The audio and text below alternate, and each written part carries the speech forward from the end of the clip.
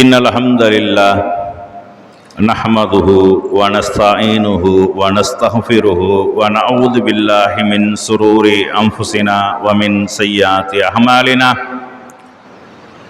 من يهده الله فلا مضل له ومن يضلله فلا هادي له أشهد أن لا إله إلا الله وحده لا شريك له وأشهد أن محمدا عبده ورسوله أما بعد فقد قال الله تعالى في القرآن العليم والفرقان المجيد أعوذ بالله من الشيطان الرجيم بسم الله الرحمن الرحيم يا أيها الناس اتقوا ربكم الذي خلقكم من نفس واحدة وخلق منها زوجها وبث منهما رجالا كثيرا ونساء واتقوا الله الذي تساءلون به والأرحام إن الله كان عليكم رقيبا يا أيها الذين آمنوا اتقوا الله وقولوا قولا سديدا يصلح لكم أعمالكم ويغفر لكم ذنوبكم ومن يطع الله ورسوله فقد فاز فوزا عظيما يا أيها الذين آمنوا اتقوا الله حق تقاته ولا تموتن إلا وأنتم مسلمون قال نبينا صلى الله عليه وسلم إن أصدق الحديث كتاب الله وأحسن الهدي هدي محمد صلى الله عليه وسلم شر الأمور محدثاتها وكل محدثة بدعة وكل بدعة ضلالة وكل ضلالة في النار. எல்லாம் வல்ல அல்லாஹ் சுப்ஹானஹு வ தஆலாவின் நல்லடியார்களே, அல்லாஹுவின் மாபெரும் கருணையினால் புனித ஜும்மா தொழுகைக்காக இங்கே நாம் ஒன்று கூடியிருக்கின்றோம். அந்த வல்ல நாயனின் சாந்தியும் சமாதானமும் நம் உயிரினும் மேலான நபிகள் பெருமானார் ஸல்லல்லாஹு அலைஹி வஸல்லம் அவர்கள் மீதும், அன்னாரை பின்பற்றி வாழ்ந்த சத்திய சஹாபாக்கள், தாபியீன்கள், தபோ தாபியீன்கள், இந்த ஏகத்துவ கொள்கையை உலகமெங்கும் எடுத்து சொல்லிய நல்ல அறிஞர்கள் அனைவர் மீதும், குறிப்பாக இங்கே அமர்ந்திருக்கக்கூடிய நம் அனைவர் மீதும் என்றென்றும் நின்று நிலவட்டுமாக என்று பிரார்த்தித்தவனாக, ஈடு இணையில்லா ஏகத்துவம் என்ற தலைப்பில் இஸ்லாத்தினுடைய அடிப்படையான கொள்கை கோட்பாடுகளை அறிந்து கொள்ள வேண்டும் என்பதற்காக இந்த தலைப்பு இங்கே தேர்ந்தெடுக்கப்பட்டுள்ளது. இந்த ஏகத்துவ கொள்கை என்பது உலகத்திலேயே மிகச்சிறந்த ஒரு கொள்கை. எத்தனையோ கொள்கை கோட்பாடு உடைய மக்கள் வாழ்ந்து கொண்டிருக்கிறார்கள். அவர்களுடைய கொள்கையை விட தர்க்க ரீதியாகவும் அறிவு ரீதியாகவும் யதார்த்தமாகவும் உண்மையாகவுமே இந்த ஓரிரை கொள்கை, ஏகத்துவ கொள்கை என்பது மிகச்சிறந்த ஒரு கொள்கையாக இருக்கிறது. மனிதனுக்கு இம்மையிலையும் ஒரு நல்ல ஒரு கண்ணியமான ஒரு வாழ்க்கையையும், மறுமையிலையும் ஒரு கண்ணியமான ஒரு வாழ்க்கையையும் பெற்றுத்தரக்கூடிய ஒரு அற்புதமான ஒரு கொள்கை தான் இந்த ஏகத்துவ கொள்கை. இந்த ஏகத்துவ கொள்கை என்றால் என்ன என்பதை இன்றைக்கு இருக்கக்கூடிய நம்முடைய மக்கள் எந்த அளவுக்கு விளங்கி இருக்கிறார்கள், எந்த அளவுக்கு அதன் மீது நம்பிக்கை இருக்கிறது என்று பார்க்கோமேயானால், மக்காவில் வாழ்ந்த காபிர்கள் எப்படி நம்பினார்களோ அவர்களுடைய நம்பிக்கை அளவுக்கு கூட கிடையாது. அவர்களுடைய நம்பிக்கையை விட தரம் தாழ்ந்த ஒரு நம்பிக்கையில முஸ்லிம்கள் வாழ்ந்து கொண்டிருக்கிறார்கள். இஸ்லாத்தினுடைய அடிப்படை கொள்கையாக, இஸ்லாத்தினுடைய ஆணி வேராக, அஸ்திவாரமாக இருக்கக்கூடிய இந்த ஏகத்துவ கொள்கையை முஸ்லிம்கள் சரிவர அதை புரிந்து கொள்ளவில்லை. இந்த தௌஹீத் ஏகத்துவம் என்றால சில பேருக்கு ரொம்ப பெரிய ஒரு அலர்ஜியாக இருக்கிறது. ஏகத்துவம்னு சொன்னா போதும், அப்படியே சைத்தான் பாங்க சொல்லும் போது விரண்டு ஓடுவானா இல்லையா, அந்த மாதிரி விரண்டு ஓடக்கூடியவர்களாக, தௌஹீத் என்று சொன்னா போதும் அது சாத்தி விட்டு கதவுல சாத்தி விட்டு ஓடக்கூடியவர்களாக, காதுல விரலை வச்சு பொத்தக்கூடியவர்களாக இருக்கக்கூடியவர்கள் நம்ம பார்க்கிறோம். ஆனா அந்த ஏகத்துவம் என்பது இறைவன் ஒருவன் தான் என்று நம்புவது, அகில உலகத்தையும் படைத்து பரிபாலனம் செய்யக்கூடிய, அனைத்து ஆற்றல்களும் சக்தியும் வல்லமையும் பெற்றிருக்கக்கூடிய, அனைத்தையும் செய்யக்கூடிய ஆற்றல் உள்ள இறைவன் ஒருவன் தான். அவன்தான் படைத்தான், அவன்தான் காப்பான், அவன்தான் அழிப்பான், அவன்தான் தண்டிப்பான், அவன்தான் மன்னிப்பான். இப்படி அல்லாஹ்வை பற்றி நம்பக்கூடிய நேரத்தில் அனைத்து வல்லமையும் அனைத்து சக்தியும் அல்லாஹ் ஒருவனுக்குத்தான் இருக்கிறது என்று நம்ப வேண்டும். இந்த கொள்கையை தான் எல்லா நபிமார்களும் போதித்தார்கள். ஆதம் அலைஹிஸ்ஸலாம் அவர்களில் இருந்து இப்ராஹிம் அலைஹிஸ்ஸலாம், ஈசா அலைஹிஸ்ஸலாம், மூசா அலைஹிஸ்ஸலாம் வரை அனைத்து இறை தூதர்களும் போதித்த கொள்கை என்ன என்றால் இந்த ஏகத்துவ கொள்கை, ஓர் இறை கொள்கை. ஓர் இறைவனை மட்டும்தான் வணங்க வேண்டும், அவன் அல்லாத எவனையும் எதுவையும் எப்பொருளையும் வணங்கக்கூடாது என்ற கொள்கை தான் ஆதியிலிருந்து உள்ள கொள்கை, அல்லாஹ் உருவாக்கிய கொள்கை. அவன்தான் அகில உலகத்திற்கு முதலானவன், அவனைத்தான் அனைவரும் வணங்க வேண்டும். எல்லாம் அவனால் படைக்கப்பட்டவர்கள், எல்லாம் அவனால் படைக்கப்பட்டது, எதுவுமே இல்லாமல் இருந்தது. அவன் ஒருவன் மாத்திரமே இருக்கக்கூடிய நேரத்தில் அனைத்தும் இல்லாமல் இருந்தது, அவன்தான் அனைத்தையும் படைத்தான். இப்படியான அடிப்படை கொள்கை இருக்கா இல்லையா? இதுதான் இந்த ஏகத்துவ கொள்கை. இந்த கொள்கையை நோக்கி ஒருவர் வருவது என்பது, இந்த கொள்கையில இருப்பது என்பது அல்லாஹ் வழங்கிய பேர் அருள். இது எல்லாத்துக்கும் அல்லாஹ் கொடுக்க மாட்டான். இந்த உலகத்தில் 200 கோடி மக்கள் இருக்கிறாங்க, 200 கோடி மக்களுடைய நம்பிக்கை ஓரிரை நம்பிக்கையா இருக்குதா? படைத்தவனை வணங்கக்கூடியவர்களா இருக்கிறாங்களா? படைத்தவனை ஏற்றுக்கொண்டிருக்கிறாங்களா? படைத்தவனுக்கு கட்டுப்படுறாங்களா? இல்ல. காசு பணம் வசதியா இருக்கிறது, பெரிய செல்வ செழிப்புல இருக்கிறாங்க, உயர் படிப்புகள் படித்திருக்கிறாங்க. ஒரு சாதாரண பகுத்தறிவுவாதி சிந்திக்க பகுத்தறிவு உள்ளவன் எதை மட்டம் என்று நினைக்கிறானோ அதை வணங்கி கொண்டிருக்கிறார்கள். பகுத்தறிவு உள்ளவன் இதெல்லாம் நமக்கு கீழ் உள்ளது, இதற்கெல்லாம் எந்த சக்தியும் கிடையாது, இதற்கெல்லாம் எந்த ஆற்றலும் கிடையாது என்று எண்ணுகிறோமோ அதை பெரிய பெரிய பண்டிதர்கள், படித்தவர்கள், பட்டதாரிகள், செல்வ செழிப்புல உள்ளவர்கள் வணங்கி கொண்டும் வழிபட்டு கொண்டும் அப்படி இருக்கக்கூடிய காட்சியை பார்க்கிறோம். நீங்க பார்க்கலாம். நீங்க இப்ப நம்ம சமுதாயத்தை எடுத்துக்கொள்வோமே, முஸ்லிம் என்று தங்களை சொல்லிக் கொள்கிறார்கள், ஆனால் சரியான முஸ்லீமாக இருக்கிறார்களா என்றால் இல்ல. பேர் என்னது? அப்துல் காதர், அப்துல்லா, இப்படி அரபியில பேரை வச்சிருக்காங்க. அரபியில பேரை வச்சுட்டா முஸ்லீம்னு நினைக்கிறாங்க. இல்ல, ரசூலுல்லாஹ்வுக்கு முந்தின காலத்தில் உள்ளவங்களும் அரபியில தான் பேர் வச்சாங்க. ரசூலுல்லாஹ் இந்த ஏகத்துவத்தை சொல்லுவ முன்னாடி, நபி என்று பிரகடனப்படுத்தி வேதத்தை மக்களுக்கு அறிமுகப்படுத்த முன்னாடி அந்த மக்கள் வைத்த பேரெல்லாம் என்னது? எல்லாமே அரபி பேர் தான். அரபு நாட்டில் இருக்கக்கூடியவங்க அரபியில பேர் வச்சாங்க. ஆனா இன்னைக்கு அரபியில பேர் வச்சாலே அவங்க தான் முஸ்லீம், மற்ற மொழி இல்ல, மற்ற தமிழ் இல்ல, மற்ற மொழி இல்ல பேர் வச்சா வைக்க கூடாது, இப்படிங்கிற மாதிரி எண்ணத்துல இருக்கிறாங்க. ஒருவனை சொர்க்கத்தில் கொண்டு போய் சேர்க்கக்கூடியது பேர் கிடையவே கிடையாது. அப்துல்லான்னு பேர் வச்சுட்டா சொர்க்கத்துக்கு போயிடுவாரா? நரகத்திலிருந்து தப்பிச்சிருவாரா? நரகம் அவரை தீண்டாமல் இருக்குமா என்றால் இல்ல. நபிகள் நாயகம் ஸல்லல்லாஹு அலைஹி வஸல்லம் சொல்றாங்க, இன்ன அபி வ அபாக ஃபின்னார், உன்னுடைய தந்தையும் என்னுடைய தந்தையும் நரகத்தில்ங்கறாங்க. ரசூலுல்லாஹ்வுடைய தந்தையினுடைய பேர் என்ன? அப்துல்லா. அப்ப அப்துல்லான்னு பேர் இருந்தா மட்டும் சொர்க்கம் பெற முடியாது, கொள்கையில சரியா இருக்கணும்.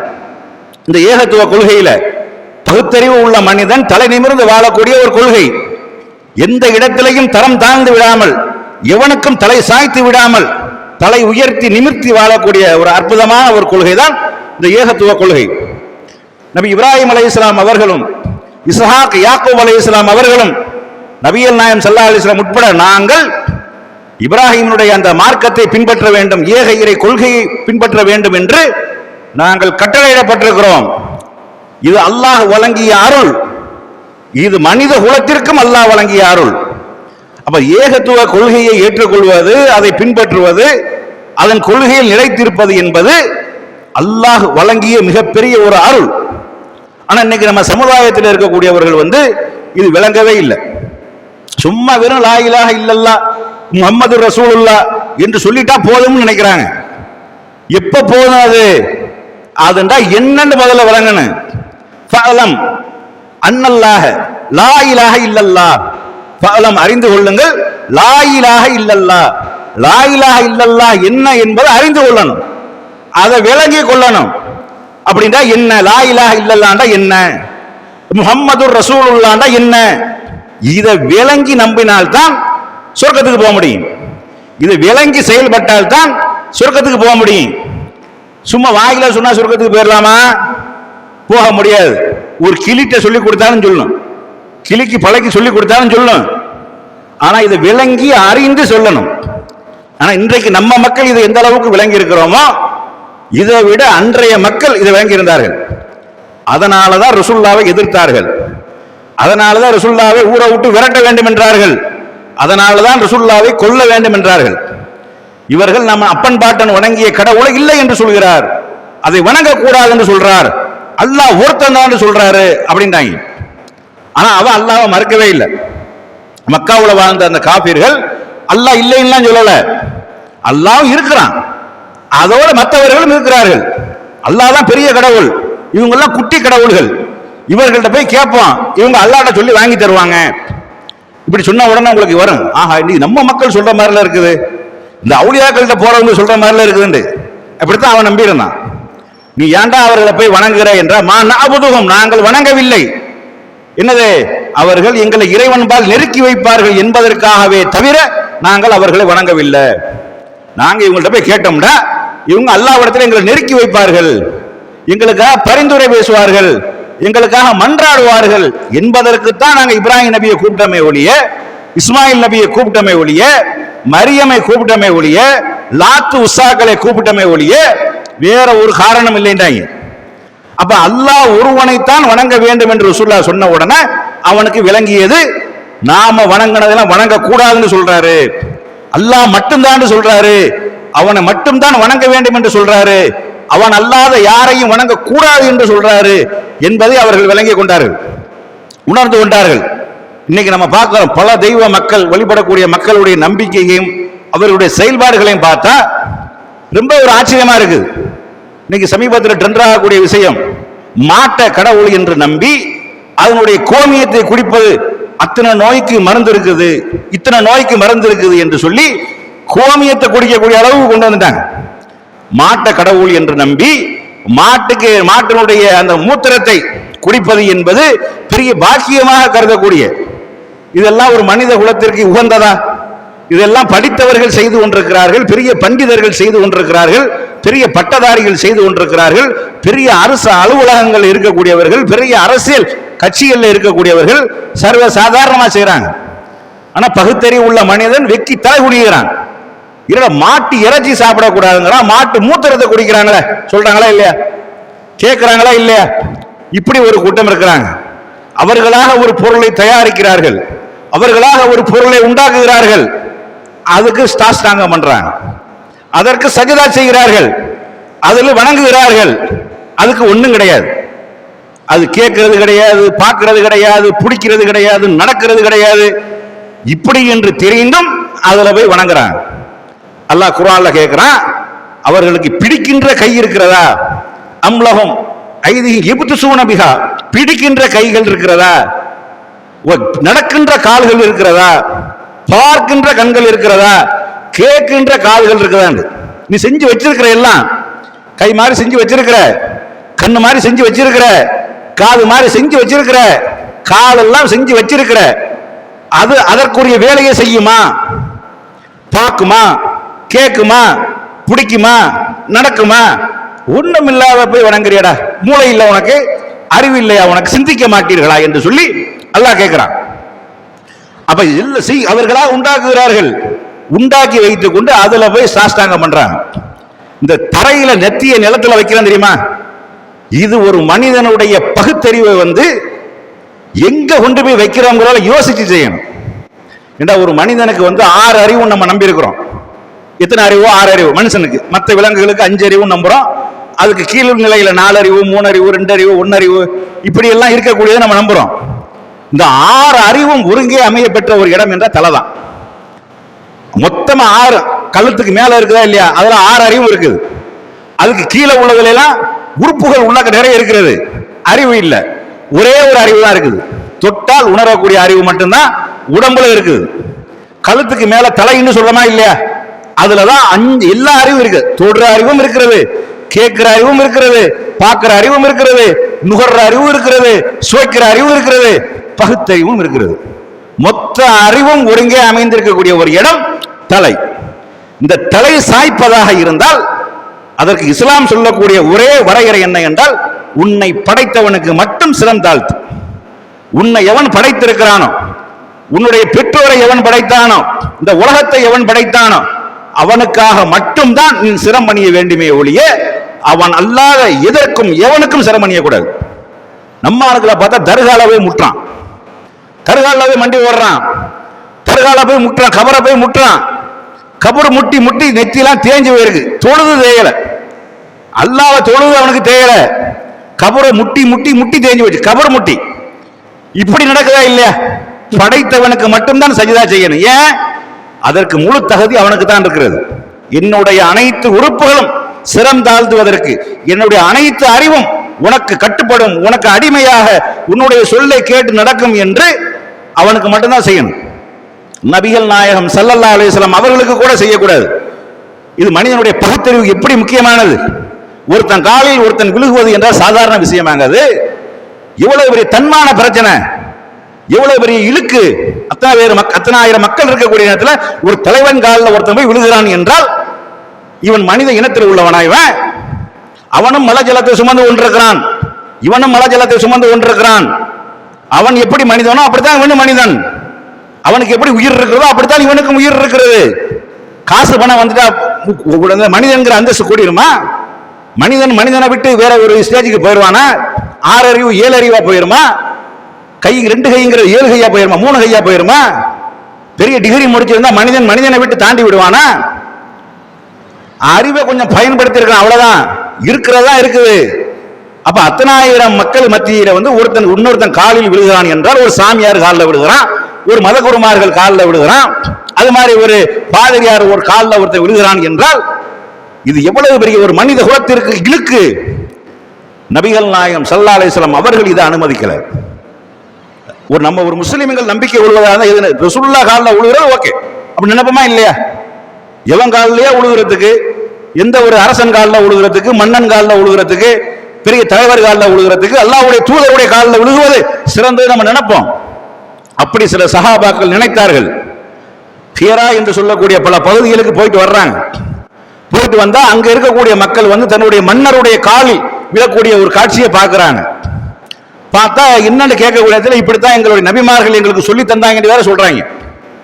அப்ப அந்த சஹாபி நினைச்சுக்கிறாரு, எவன் காலில் எவ்வளவு விழுகிறாங்களே, நம்ம அல்லாஹ்வுடைய தூதருடைய காலில் விழுகிற அவர்கள் தான் முழு தகுதி உடையவர்கள் என்று நான் நினைத்து கொண்டேன்.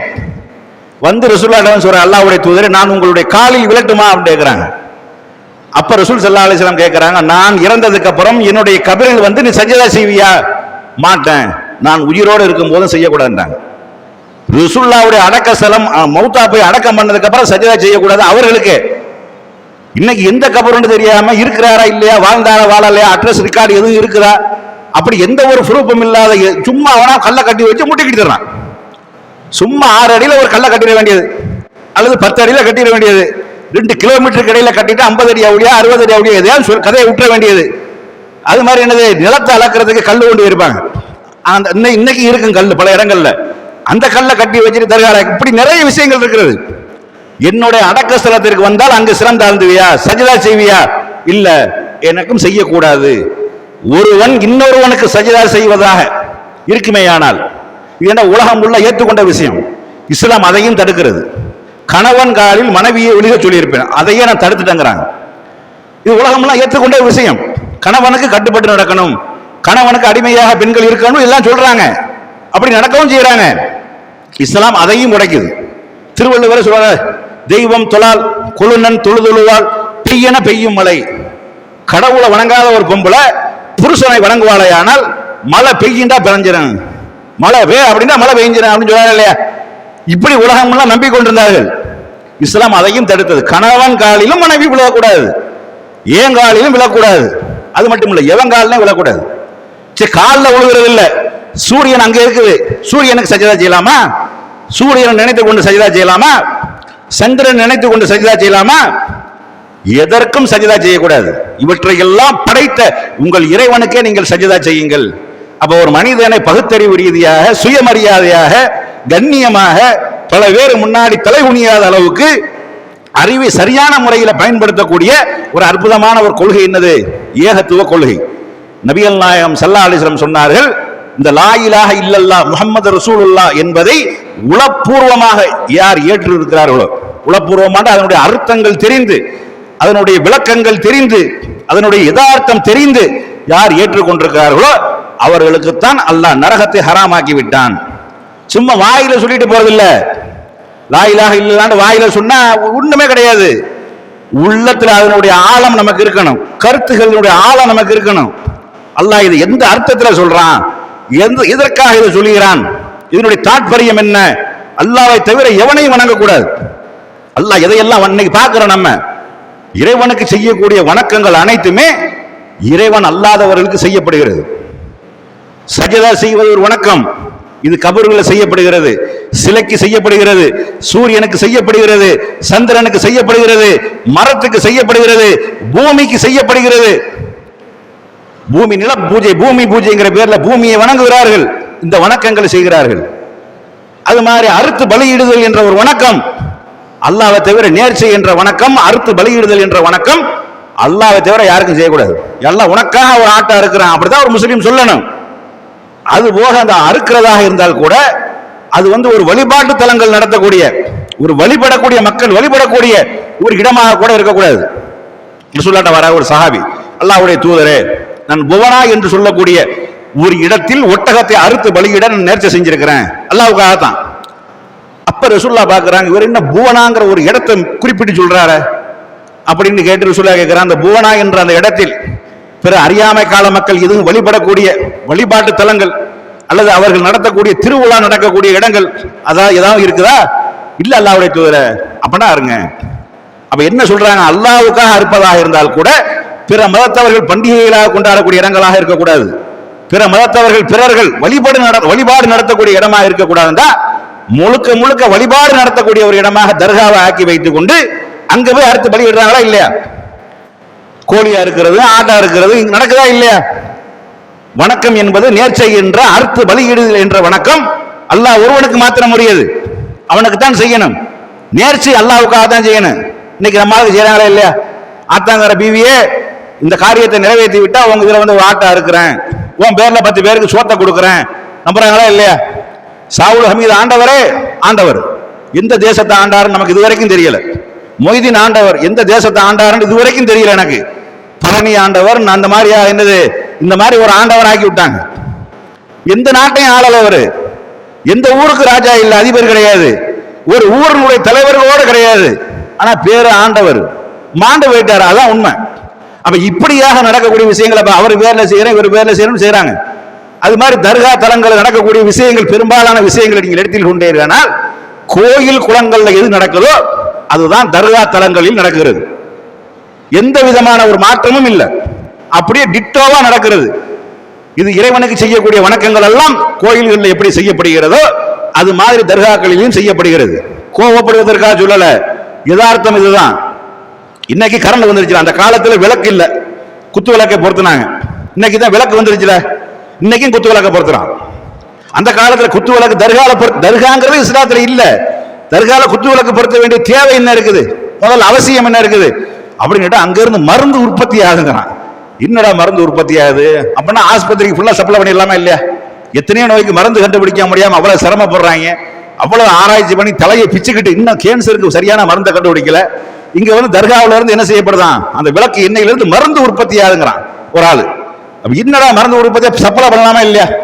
லிட்டரா கொண்டு வந்து ஊத்தி அப்படி அங்க இருந்து ஊத்தினதுக்கு அப்புறம் அங்க ரிவர்ஸ் ஆக்குறது, இங்க ஊத்தி எரிச்சுக்கிட்டு பின்னாடி விட்டோம்னா என்ன செஞ்சேன், போத்தல அடைஞ்சு வித்துடலாமா இல்லையா? இப்படி என்ன செய்யறாங்க, இதெல்லாம் கோயில்ல நடக்குது. ஆராதனைங்கிற பேர்ல பத்தி சாம்பிராணியை கொளுத்தி வச்சு அங்க நடக்கக்கூடிய விஷயங்கள் இங்க நடக்கிறது. அங்கேயும் பூ பழங்கள் பால் பழங்கள் கொண்டு போகப்படுகிறது, இங்கேயும் பால் பழங்கள் கொண்டு போகப்படுகிறது. அங்கேயும் என்ன செய்யப்படுகிறது, போர்வைகள் போத்தப்படுகிறது, சேலை அணிவிக்கப்படுகிறது சிலைகளுக்கு. இங்கே தர்காவுக்கு போர்வைங்கிற பேர்ல பச்சை கலர். இந்த பச்சை கலருக்கு இஸ்லாத்துக்கு என்னன்னு எனக்கு தெரியல. முதல்ல எல்லா கலரும் இஸ்லாத்துல உள்ள கலர் தான். எந்த கலர், ஆனா அந்த பச்சைக்கு என்று ஒரு மதிப்பை கொண்டு பச்சை கலர் போர்வை போத்தனா தான் அவர் கூலடிக்காம உள்ளாக தூங்குவார். யாரு? அவளியா உள்ளாக தூங்கக்கூடியவர். எப்படி இப்படி தூங்குவார் நம்புறாங்களா இல்லையா? அது மாதிரி விளக்குல எண்ணெயை ஊற்றி அந்த எண்ணெயை நக்கணுங்கிறாங்க. இது உச்சப்பள்ளி, யமனாங்கொண்ட அந்த மாதிரியான இடங்கள்ல வந்து விளக்குல எண்ணெயை ஊற்றி நக்கக்கூடிய காட்சி எல்லா தடவையும் நடக்குது.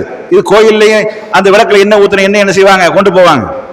அதே மாதிரி கூடு கொடியேற்றம், தேர் திருவிழாக்கள் நடக்குதா இல்லையா? நடக்கிறது. கொடிமரங்கள் வணங்கப்படுகிறதா இல்லையா? நடக்கிறது. அப்ப எல்லா விஷயங்களும் அப்ப இஸ்லாத்தை வந்து இன்னொரு மதமாக ஆக்கிட்டாங்க. இஸ்லாம் தனித்து விளங்கக்கூடிய ஒரு மதம். அதனுடைய கொள்கை கோட்பாடுகள் அனைத்து கொள்கை கோட்பாடுகளை விட மேலோங்கிய ஒரு கொள்கை கோட்பாடு. அதனுடைய இறை கோட்பாடு உயர்ந்தது, அதுதான் சிறந்தது, அறிவுக்கு உகந்தது, மனிதனுக்கு எந்த விதமான பங்கமும் ஏற்படுத்தாதது, அவனுடைய மரியாதையை எந்த இடத்திலையும் குலைக்காதது. கண்ணியமா போயிடலாமா இல்லையா? ஒரு காலத்துல நம்ம சமுதாயத்தை அங்கி இருக்கக்கூடிய மக்கள் இடுப்புல துண்டை கட்டிக்கிட்டு குனிஞ்சு வருவாங்க, ஐயா சாமியும்பாங்க, கும்பிடுவாங்க, வணங்குவாங்க. அந்த மக்களை தீண்டத்தகாதவர்களாக தாழ்த்தப்பட்டவர்களாக கருதினார்கள். ஒரு முஸ்லீம் அப்படி யாராவது செஞ்சிருக்கிறாங்களா? இவன் தர்காவுக்கு போனாலும் யாராவது சொல்லி இருக்கிறாங்களா? ஏன் இவன் முஸ்லீம் சகோதரன் பாய் அப்படின்னு நம்பினாங்க. அந்த சகோதரத்துவம் தான் லேசா மேலோங்கி இருக்க ஒழிய மற்ற அனைத்து விஷயங்களும் இல்லை. அப்ப மனிதனை மனிதனாக பார்க்கக்கூடிய மனிதன் வந்து எல்லா வகையிலும் மேம்பட்ட ஒரு படைப்பு. வழக்கது கர்ரம்னா பனி ஆதம், ஆதமுடைய மக்களை நாம் மேன்மைப்படுத்தி இருக்கிறோம், உயர்வாக்கி வச்சிருக்கிறோம். இவன் என்ன செய்யறான்? தாழ்ந்து போய்த்திடுறான். தரம் தாழ்ந்தவனாக வணங்க எல்லாத்தையும் படைத்தவனை வணங்குவதை விட்டுட்டு இவன் படைத்ததை போய் வணங்கி கொண்டிருக்கிறான், இவன் உண்டாக்குனதை வணங்கி கொண்டிருக்கிறான், இவன் பூசி கட்டி வச்சதை வணங்கி கொண்டிருக்கிறான். இப்படியான ஒரு செயல்பாடுகள் வந்து விலக வேண்டும். படைத்த ஒருவனை, அவனை மட்டுமே வணங்கக்கூடிய, அவன் எதையெல்லாம் நம்ப சொல்லி இருக்கிறானோ அந்த விஷயங்கள்ல நம்பணும். இப்பதான் இப்படி செஞ்சாதான் சொர்க்க போக முடியும். நபி ஸல்லல்லாஹு அலைஹி வஸல்லம் அவங்க ஒரு செய்தி சொல்றாங்க. அதாவது மறுமையில வந்து அல்லாஹ் விசாரிக்கிறான். ஒரு அடியான வந்து அவனுடைய பாவ ஏடுகள் 99 பாவ ஏடுகள் அவன்கிட்ட காட்டப்படுது. ஒவ்வொரு பாவ ஏடுமே அவன் பார்வை இட்ட தூரம் வரைக்கும் பெருசா இருக்கு, அம்புட்டும் பாவம். இப்படி 99 ஏடுகள் இருக்குது. அவன் அந்த ஏட்டை பார்த்த உடனே என்ன செஞ்சிடும்? அவனுக்கு முடிஞ்சு வச்சு சாக்காயிரும். இம்புட்டு பாவம் நம்ம செஞ்சிருக்கிறோம்டா, என்னடா இம்புட்டு பாவம் செஞ்சவன் கலிமாவை சரியான முறையில், அல்லாஹ்வை சரியான முறையில் நம்பி லா இலாஹ இல்லல்லாஹ் முஹம்மது ரசூலுல்லாஹ் என்பதை அழகான முறையில் ஒழுங்கா சொல்லியிருக்கான், இணை வைக்கல. மற்ற செஞ்சதான் மட்டும் பாவம். இப்படி ஒரு லிஸ்ட் அவன்கிட்ட 99 பாவ லிஸ்ட் சொல்லப்படுது. அப்ப அல்லாஹ் அவன்கிட்ட கேட்கிறான், இந்த மாதிரி இவ்வளவு பாவம் செஞ்சிருக்கிறியே, என்னுடைய அடியார்களான வானவர்கள் எழுத்தர்கள் ஏதாவது தவறுதலாக ஏதாவது எழுதியிருக்கிறாங்களா, நீ செய்யாத பாவத்தை ஏதாவது எழுதியிருக்கிறாங்களா பாருண்டு. இல்ல இல்ல எல்லாமே உள்ளதுதான். வேற ஏதாவது காரணம் சொல்ல போறியா? இல்ல இல்ல அப்படின்னு சொல்றான். அல்லாஹ் வந்து சின்ன ஒரு அட்டையை கொடுப்பான். அந்த அட்டையில லா இலாஹ இல்லல்லாஹ் முஹம்மது ரசூலுல்லாஹ்னு எழுதியிருக்கு. இந்த அட்டையை கொடுத்தாலும் 3 பாவம் செஞ்சிருக்கேன், இந்த அட்டையை வச்சு நான் என்ன செய்ய அப்படின்னு அந்த அடியான் கேட்பான். அப்ப அல்லாஹ் சொல்லுவான், இது ரெண்டையும் 2 பக்கத்து திராசிலையும் வை. ஒரு பக்கத்துல 99 பாவ ஏடுகள், அவன் பார்வையிட்ட வரைக்கும் இருந்த ஒரு பாவ ஏடு, அது மாதிரி 99 அம்புட்டையும் ஒரு தட்டுல உணர்ந்து வைப்பான். இந்த அட்டையை ஒரு தட்டுல உணர்ந்து வைப்பான். இந்த தட்டு கணத்து விடும், அட்டை கணத்து விடும், பாவம் லேசாகி விடும்.